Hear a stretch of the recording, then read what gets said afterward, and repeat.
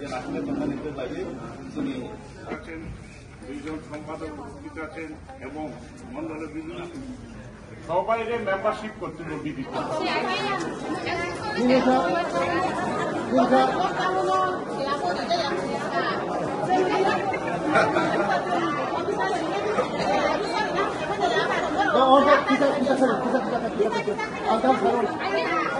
তারপরে সারোর সঙ্গীত হল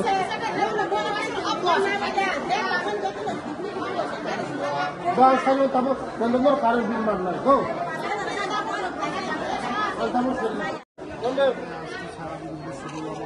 Yan ada.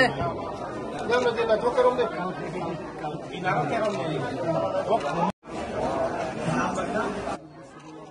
Yan ada.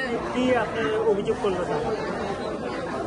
আজকে তো এই মঙ্গিয়া কমিটিতে আমি আজকে আমার প্রোগ্রাম শিডিউল প্রোগ্রাম আমাদের যে পাবলিকের যে তাদের যে সুখ দুঃখ সুবিধা অসুবিধা আমি আজকে এখানে এসে শুনতে এসেছি তাদের যে সমস্যাগুলি আমি শুনেছি। এখানে কিছু জায়গার মধ্যে বিদ্যুতের অসুবিধা আছে। অসুবিধা বলতে এখানে যারা ভোক্তা বিদ্যুতের ভোক্তা ম্যাক্সিমাম ওরা বিদ্যুতের বিল দেয়নি, তার জন্য বিদ্যুৎ দপ্তর তাদের লাইন কাট অফ করে দিয়েছে। কারণ ডেইলি যদি 2টা ক্যান্ডেল 3টা ক্যান্ডেল জ্বালানো হয় 15 টাকা, আর মাসে যদি 30 দিনে পূরণ করা হয় 4,450 টাকার মতো, 400-450 টাকা, আর বিদ্যুৎ বিল আছে মাত্র 100-200 টাকা। আমি তাই পাবলিকের কাছে আমি জনসাধারণের কাছে আপিল করেছি যে সবাই যেন বিদ্যুতের বিল দিয়ে দেওয়া হয়।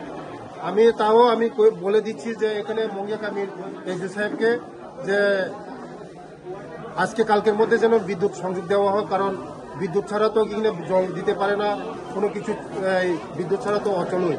তার জন্য ওরাও বিদ্যুৎ বিল দেবে, বিদ্যুৎ দেওয়ার বিল দেবে ওরাও, আর বিদ্যুৎ কানেকশন করে দেবে বলে আমাকে ইন্স্যুরেন্স করেছে বিদ্যুৎ দপ্তরের এসডি সাহেব। এবং আমি আশা করি যে এই আজকালের মধ্যে বিদ্যুতের সংযোগ হয়ে যাবে। আর আমার আথুরা মোড়ের মধ্যে তো বিভিন্ন সমস্যা আছে, এখানে এই সমস্যাগুলির জন্য দেখার জন্য আজকে আমার এই মঙ্গিয়া কামিনে আসা।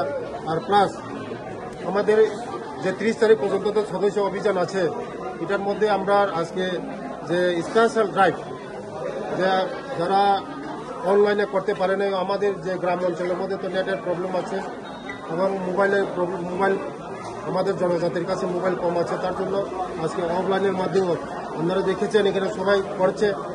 আজকে আমি বলতে চাই যে আপনাদের মধ্যে দেখেছেন যে বৃদ্ধ মানুষ 80 বছর বৃদ্ধ পর্যন্ত মহিলা আজকে আপনাদের মাধ্যমে আপনারা দেখছেন যে বৃদ্ধরা পর্যন্ত আজকে আমাদের বিজেপির সঙ্গে জড়িত হচ্ছে, মোদীজির সঙ্গে জড়িত হচ্ছে, আমাদের জনপ্রিয় মুখ্যমন্ত্রীর সঙ্গে জড়িত হচ্ছে।